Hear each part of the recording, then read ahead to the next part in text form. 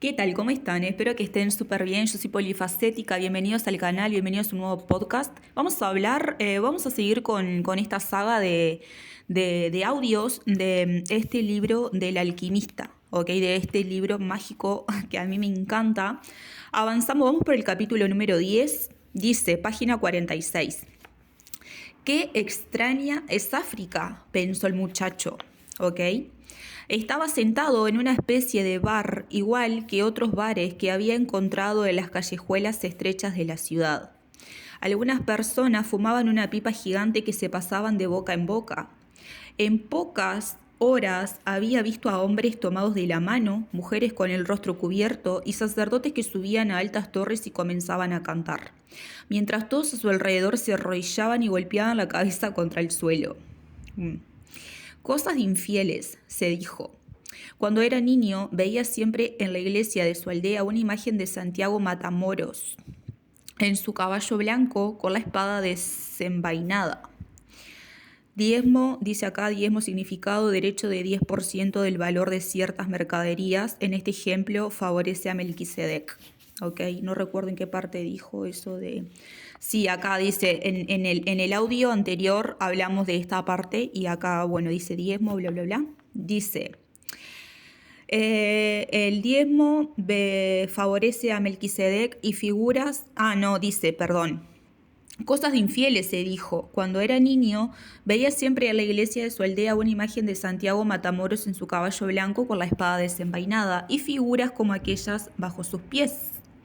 El muchacho se sentía mal y terriblemente solo. Los infieles tenían una mirada siniestra. Recuerdan que los infieles eran como tipo malos, así, ¿no? Le dicen infieles, pero eran tipo como cazadores, así, algo medio turbio. Los infieles tenían una mirada siniestra. Además de eso, con las prisas de viajar, se había olvidado de un detalle. Un único detalle que podía alejarlo de su tesoro por mucho tiempo. En aquel país todos hablaban árabe. El dueño del bar se aproximó y el muchacho le señaló una bebida que había servido en otra mesa. Era un té amargo. Hubiera preferido beber vino. Pero no debía preocuparse por eso ahora. Tenía que pensar exclusivamente en su tesoro y en la manera de conseguirlo. La venta de las ovejas lo había dejado con bastante dinero en el bolsillo y el muchacho sabía que el dinero era mágico. Con él nadie está solo jamás. Dentro de poco, quizás en unos días, estaría junto a las pirámides. Un viejo con todo aquel oro en el pecho no tenía necesidad de mentir para obtener 6 ovejas. El viejo le había hablado de señales. Mientras atravesaba el mar, había estado pensando en las señales.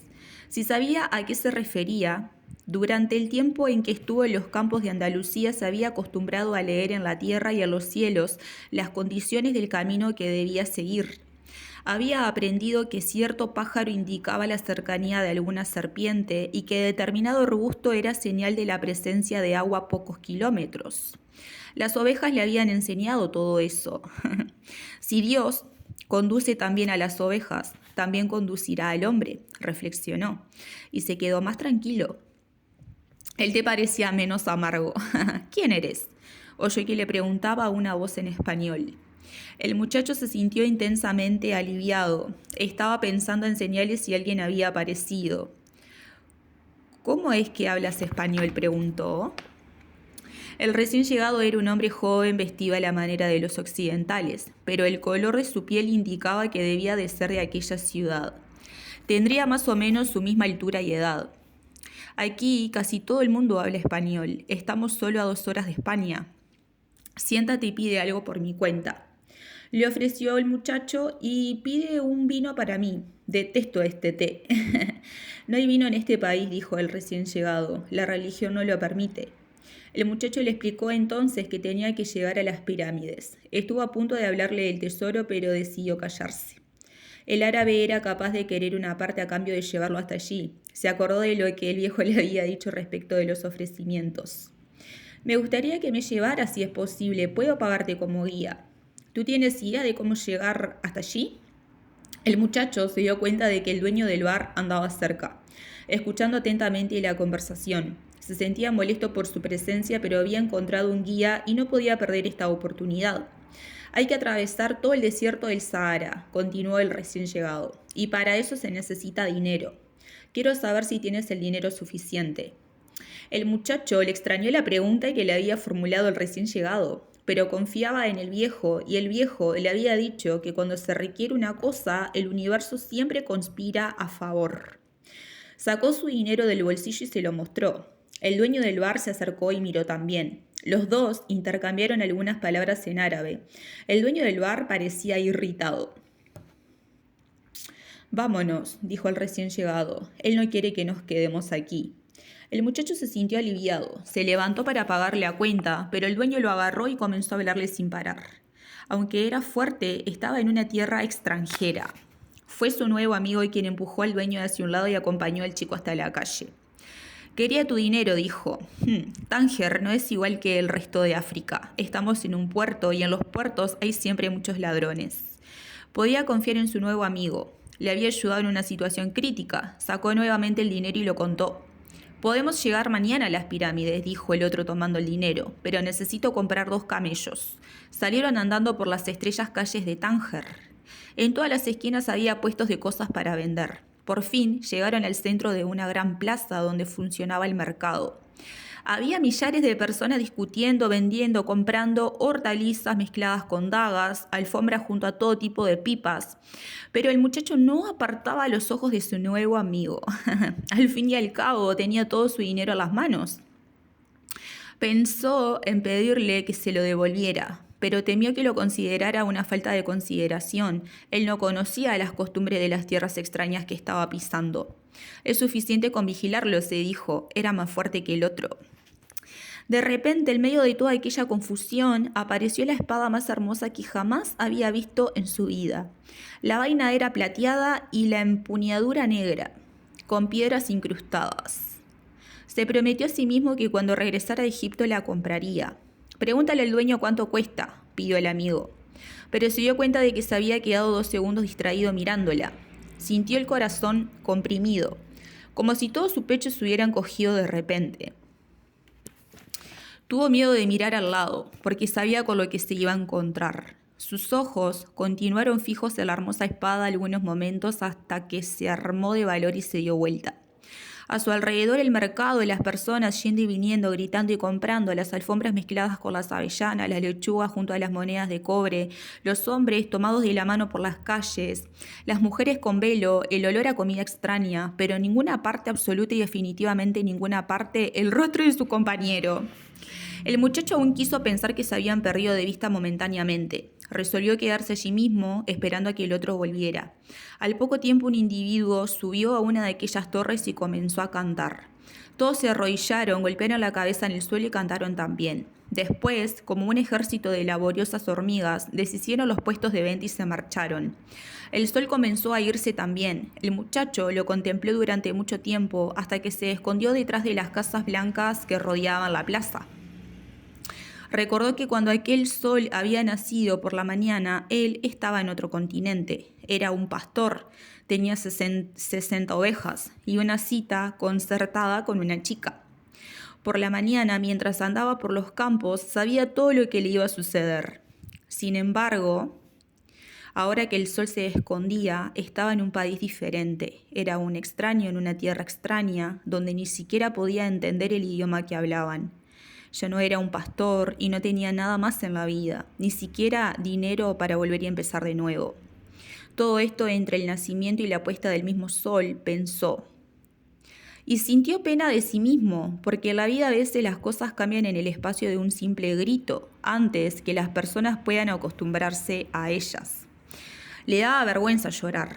Jamás había llorado delante de sus propias ovejas, pero el mercado estaba vacío y él estaba lejos de la patria. El muchacho lloró porque Dios era injusto y retribuía de esta forma a las personas que creían en sus propios sueños. Cuando yo estaba con las ovejas era feliz e irradiaba siempre felicidad a mi alrededor.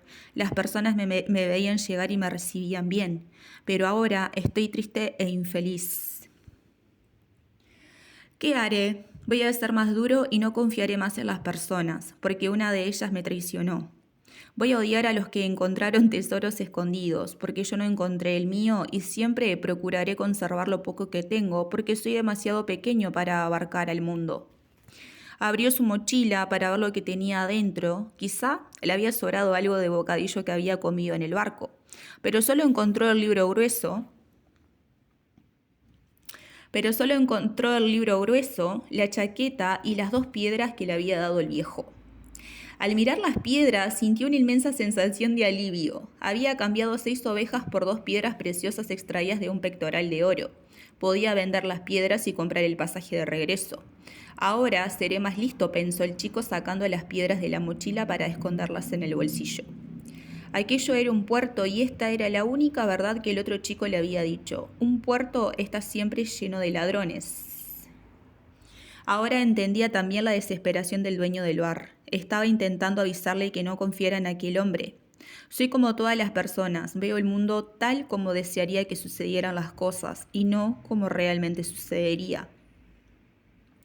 Se quedó mirando las piedras y las tocó sucesivamente con cuidado, sintiendo la temperatura y la superficie lisa. Ellas eran un tesoro. El simple contacto de las piedras le dio más tranquilidad, le recordaban al viejo. Cuando quieres una cosa, todo el universo conspira para ayudarte a conseguirla, le había dicho. Le gustaría saber cómo podía ser verdad aquello. Estaba en un mercado vacío, sin un céntimo en el bolsillo y sin ovejas para guardar aquella noche. Pero las piedras eran la prueba de que había encontrado un rey que sabía su historia, sabía acerca del arma de su padre y de su primera experiencia sexual. Las piedras sirven para la adivinación, se llaman Urim y Tumim. El muchacho colocó de nuevo las piedras dentro de la mochila y decidió hacer la prueba. El viejo le había dicho que formulara preguntas claras, porque las piedras solo servían para quien sabe lo que quiere. El muchacho preguntó entonces si la bendición del viejo continuaba aún con él. Sacó una de las piedras, era así. ¿Voy a encontrar mi tesoro? Metió la mano en la mochila para tomar una piedra cuando ambas se escurrieron por un agujero en la tela. El muchacho nunca se había dado cuenta de que su mochila estuviera rota. Se inclinó para tomar a Urim y Tumim y guardarlas nuevamente. Al verlas en el suelo, sin embargo, otra frase surgió en su cabeza. Aprende a respetar y a seguir las señales, le había dicho el viejo rey. Una señal, el chico se rió para sus adentros. Después levantó las piedras del suelo y las colocó en la mochila. No pensaba coser el agujero. Las piedras podrían escaparse por allí siempre que quisieran. Había entendido que no se deben preguntar ciertas cosas para no huir del propio destino. Prometí tomar mis propias decisiones, se dijo. Pero las piedras le habían dicho que el viejo seguía con él, y eso le dio más confianza. Miró nuevamente el mercado vacío y ya no sintió la desesperación de antes. No era un mundo extraño, era un mundo nuevo. Y al fin y al cabo, todo lo que él quería era exactamente eso, conocer mundos nuevos. Incluso, aunque jamás llegase hasta las pirámides, él ya había ido mucho más lejos que cualquier pastor que conociese. Si ellos supieran que apenas a 2 horas de barco existen tantas cosas diferentes. El mundo nuevo aparecía frente a él bajo la forma de un mercado vacío, pero él ya había visto aquel mercado lleno de vida y nunca más lo olvidaría. Se acordó de la espada. Le costó muy caro contemplarla durante unos instantes, pero tampoco había visto nada igual en su vida. Sintió de repente que él podía contemplar el mundo como un pobre víctima de un ladrón o como un aventurero en busca de un tesoro. Soy un aventurero en busca de un tesoro, pensó antes de que un inmenso cansancio le hiciese caer dormido. Bueno, me encantó esta parte del libro, hermoso. La verdad que no me esperaba que el muchacho le fuera a robar la plata al pobre, pero bueno. Reflexión de esta parte del libro. Soy un aventurero en busca de un tesoro. ¿Ok? Podemos ver la vida de 2 maneras, ¿no? Dice acá. Podía contemplar el mundo como un pobre víctima de un ladrón o como un aventurero en busca de un tesoro. Nos quedamos con esta última parte, con esta última frase. Espero que les resuene con mucho amor. Les mando luz y éxito en todo lo que se propongan. Besos, ¡mua! Y nos vemos en los próximos videos. Bye bye.